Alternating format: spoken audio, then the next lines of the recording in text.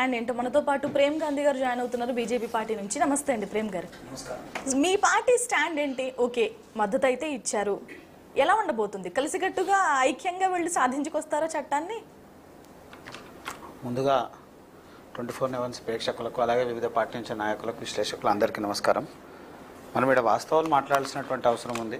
సరే, ఏదో కాంగ్రెస్ చెప్పింది, వాళ్ళు ఏదో మాట్లాడిరు చేసిరు, ఇలా స్థానిక ఎన్నికల్లో 42% రిజర్వేషన్ కల్పిస్తామనేటువంటి మాట ఎంతో ముమ్మాటికి నిజమో, అట్లనే వీళ్ళు చేసినటువంటి సర్వే ఏదైతే కులగణన చేసిందో దానికి శాస్త్రీయత ఎక్కడ, ఏ రకంగా చేసిర్రు, దానికి చట్టబద్ధత ఉందా, తర్వాత చేసినటువంటి విధానాలు ఎవరైతే వీళ్ళు హడావిడిగా చేసి ఎలిమినేటర్ అని పెట్టిరు, వాళ్ళని పెట్టిరు, వీళ్ళని పెట్టిరు, కాబట్టి మళ్ళీ కూడా చేశారు సర్వే.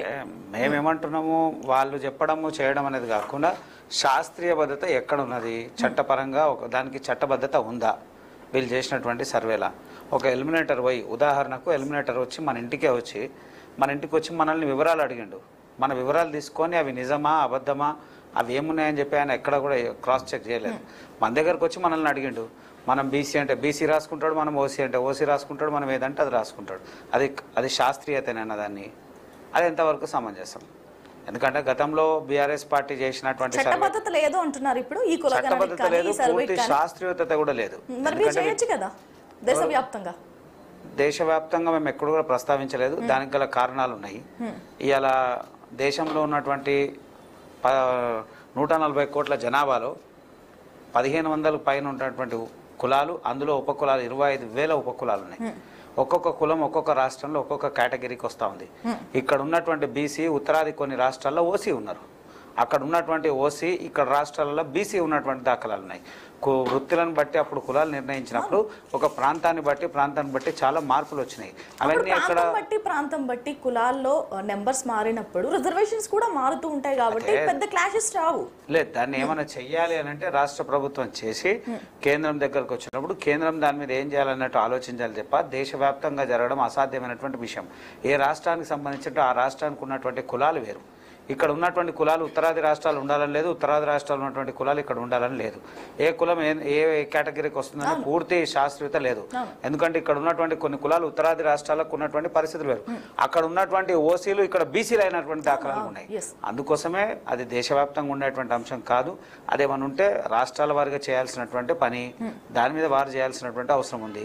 పోనీ వీరు చేసిన దాంట్లో కూడా ఎక్కడ శాస్త్రీయత అవుతుంది? సరే, వీళ్ళు అన్న తర్వాత వీళ్ళు చెప్తున్నటువంటి 56% ఏదైతే టీఆర్ఎస్ గవర్నమెంట్ చెప్పింది 56.36% మేము చేసినాము, 3.4% మాత్రమే 19 లక్షలకు మాత్రమే చేయలేకపోయినాము అన్నారు.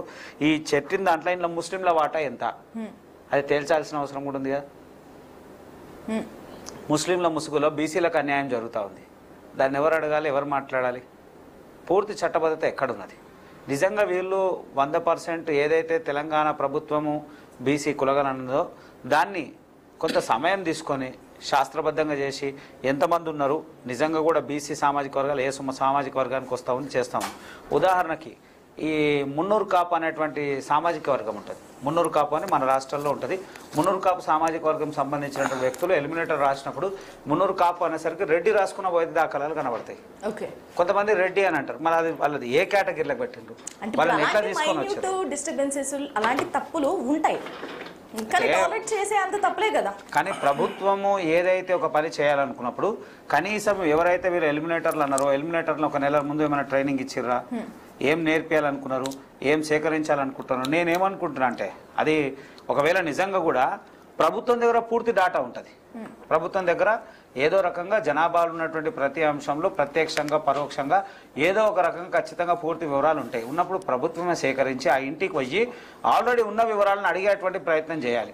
ఉదాహరణకు ఒక ఇంటికి వచ్చిన తర్వాత ఆ ఇంటి యజమాని పేరు అడగాలి. ప్రేమ్ గాంధీ గారు, సరే ఇది చేసింది శాస్త్రీయమా అశాస్త్రీయమా, చట్టబద్ధత ఉందా లేదా, ఇవన్నీ తర్వాత ఈ 42% రిజర్వేషన్స్ కి బీజేపీ మద్దతు ఇవ్వబోతుంది. మేము స్వాగతిస్తాం. దాంట్లో మేము ఎక్కడ తప్పు స్వాగతిస్తే సరిపోతుందా? సహాయం కూడా చేయాలి కదా. స్వాగతిస్తాము. స్థానిక ఎన్నికల్లో మీరు 42% ఇస్తున్నారు, తప్పకుండా స్వాగతిస్తాం. దాన్ని వ్యతిరేకించేటువంటి పరిస్థితి లేదు. మేము ఎట్లయితే దేశవ్యాప్తంగా 33% మహిళలకు రిజర్వేషన్, ఆ రిజర్వేషన్ కూడా ఇక్కడ అమలు చేయాల్సినటువంటి అవసరం ఉంది. దాన్ని కూడా మర్చిపోయారు.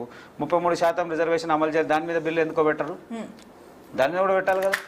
పెట్టి దాన్ని కూడా అమలు చేయాల్సిన అవసరం ఉంది కదా. కేంద్ర ప్రభుత్వం చేసినటువంటి చట్టంలో ఇవాళ దేశవ్యాప్తంగా చర్చ జరుగుతున్న చట్టం అది కూడా ఒకటి ఈ రాష్ట్రంలో చేయాల్సినట్టు అవసరం ఉంది కదా, దాన్ని ఎందుకు పెట్టలేకపోయారు? దాన్ని కూడా పెట్టాలి కదా, దాన్ని కూడా పూర్తి స్థాయి ఇంప్లిమెంట్ చేస్తున్నామని చెప్పాలి కదా. దాన్ని ఇంప్లిమెంట్ చేయడానికి కేంద్రం ఏమి సాకులు చూపించలేదా? డిలిమిటేషన్ చేయాలి, సాకులు చూపియాలి కావాలి అనలేదా? కాదండి గాయత్రి గారు, ఒకవేళ నిజంగా సాకులు చూపియాలి చేయాలి అనేటువంటి ప్రయత్నం ఉందనుకోండి, ఏ పార్టీ ఏ ప్రభుత్వం కూడా చెయ్యదు. మేము ఏమంటున్నాము, చిత్తశుద్ధితో మేము రెడీగా ఉన్నాము, మీరు ఏం చేస్తున్నారో మీ రాష్ట్రం నుంచి తీసుకొని రండి, తీసుకొని వచ్చిన తర్వాత చేస్తాము. తర్వాత ఏదైతే 50% ఉన్న సీలింగ్ ఎగిరిపోయేటువంటి ప్రమాదం ఉంది, దాని మీద కూడా ఏం చేయగలుగుతాం?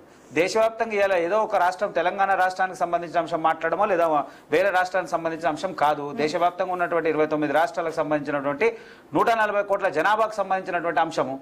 అనేకమైన కులాలు ఉన్నాయి, కులాలు ఉపకులాలు, ఇవన్నిటిని కూడా చూడాల్సినటువంటి సమయం పట్టినప్పుడు వీళ్ళు అంటున్నట్టు రాత్రి జరిగేటువంటి అంశం కాదు. ఈ రాష్ట్రంలో ఉన్నటువంటి ప్రభుత్వం చేసి పంపిన తర్వాత దాని మీద ఎంత ఉంది ఏముందని చూసిన తర్వాత అవసరం ఉందంటే సంపూర్ణమైనటువంటి మద్దతు ఇస్తాం. మాకే అందులో శాస్త్రీయత కనబడతలేదు, దాంట్లోనే తప్పులు కడుతున్నాం. పోరాటం చేయాల్సిన అవసరం ఏం లేదండి, మేము ఆమోదపరుస్తా అంటున్నాం కదా. ఇఫ్ ఇన్ కేసు పార్లమెంట్ లో ఏదైనా డిస్టర్బెన్స్ వచ్చింది అనుకోండి, మీ స్టాండ్ ఏంటి?